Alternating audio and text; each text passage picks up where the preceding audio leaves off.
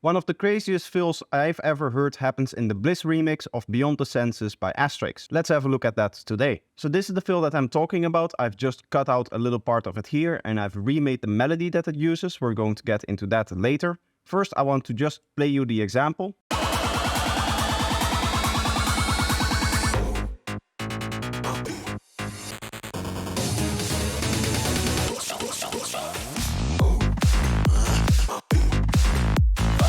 Now, having played that small part of the track, I've obviously deserved a copyright claim and I will be getting one soon. That's just how the YouTube system works nowadays, but that does mean that this video won't make me any money. So if you want me making more of this content and you want to support that, head over to my Patreon, which you can find in the link at the description. That way, at least I can make some money off these videos. With that being said, let's get right into the deconstruction. So I have the melody here and I just quickly want to play it so that we can see what's going on.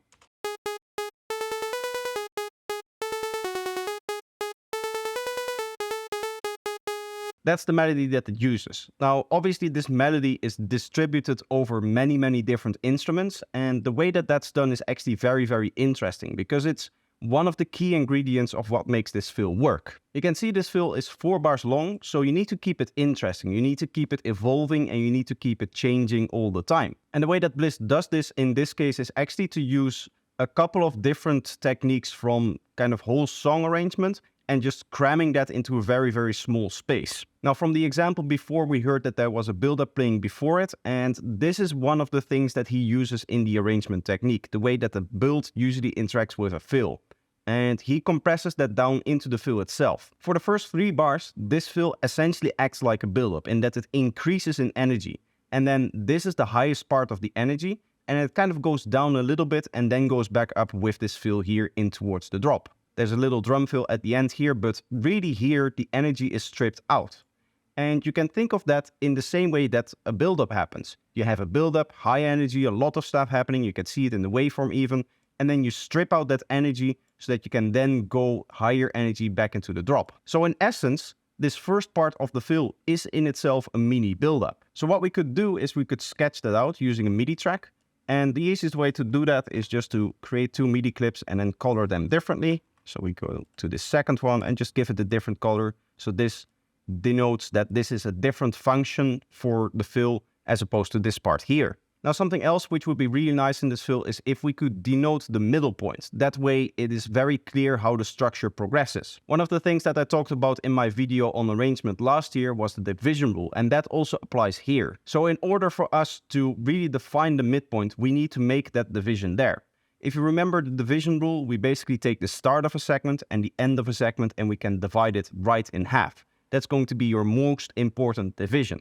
And then you can divide it in half again, and then you can divide that in half again, and obviously also here and here. And you can make more and more divisions and you can arrange based on those divisions. I'm not going to explain this in detail. If you want to see the whole thing explained in detail, then I highly recommend that you watch that arrangement video. I'll leave it linked in the description down below. So with that being said, it may become clear what the function of this very intense part here is. It is to announce that we are at the halfway point. And obviously this also has to do with the fact that this is a building up part. We first discussed that this was a building up part and that we have essentially another fill here. We basically have this fill inside of a fill, as I talked about before. But another point that is very interesting here is this point where we suddenly change into different instrumentation, different samples, heavier samples, and overall just more energy. Now, something really cool happens if we were to take this part of the fill here and duplicate over its melody around this division point.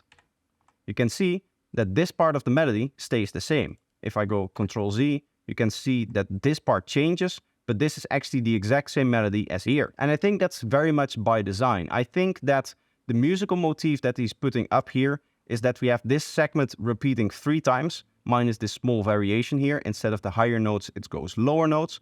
But in terms of rhythm, it's the same idea. And then here, again, because we're dealing with kind of a different sub-fill of the whole fill, we have a different melody altogether and a different rhythm altogether. And you can see that this musical motif is basically made up of segments of 2 beats. So I'm going to chop this up here, and then we're going to assign a bunch of colors. So you can see each of the bars basically starts with the same rhythm, And we have this question and answer thing going on between the first 2 beats and the second 2 beats. We have a very slow question and a very fast answer, in that this is a very slow rhythm, just 3 notes over 2 beats, whereas this is 8 notes over 2 beats, or just kind of like a rolling 16 rhythm. And the same is the case here, but we have a different answer in that the melody just changes. The rhythm obviously stays the same, it's those rolling 16 notes. And then finally here again, we have the same idea.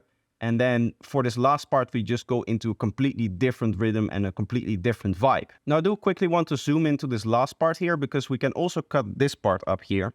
If I cut it right here and give a different color, you may be able to hear the 2 different segments that we have here.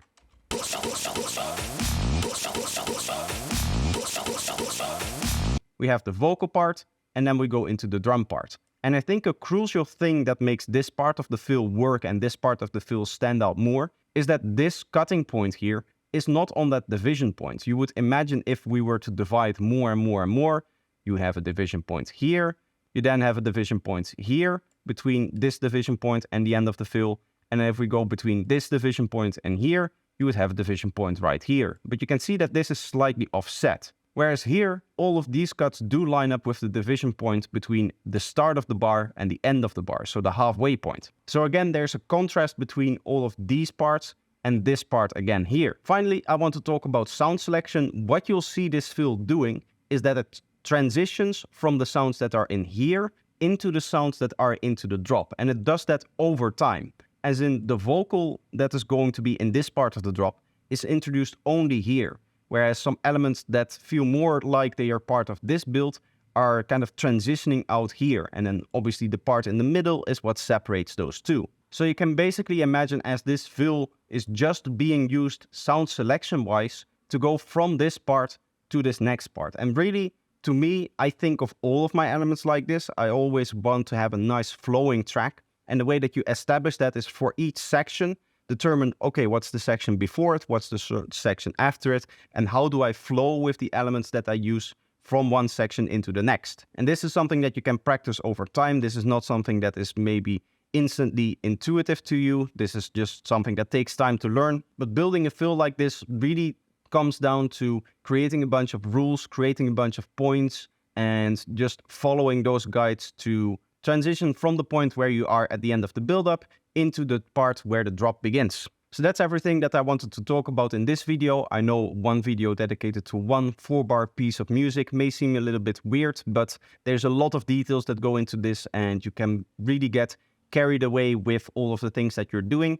I hope one of the things that I made clear is that there's really a kind of simplicity in this, in that there's a lot of patterns that are just kind of repeating over time, especially the melodic pattern or the rhythmical pattern. And really that the producer here is just thinking about it in terms of points and transitioning between those points. By cutting up sections into divisions, it's an easy way to add stability to that, because when you're using divisions, it's the most symmetrical way to cut up a section like that. And obviously having more than one, you can see that it has this little bit of an offset feeling where there's 3 bars of it building up the energy and then one final bar to lower the energy a little bit before we go back into the drop. And overall, I think that it results in a really nice flow and a really, really cool feel, which I just wanted to showcase on my channel. So that's going to be the video. I hope you enjoyed. If you did, let me know by leaving a like. And if you're new here and you want to see more of what I do, make sure that you're subscribed. Another good way to support the channel is to watch some more of my content, so I'll leave a few of my other videos in the end cards. That's going to be it for now. I hope you enjoyed, and I hope to see you in the next one. Bye bye.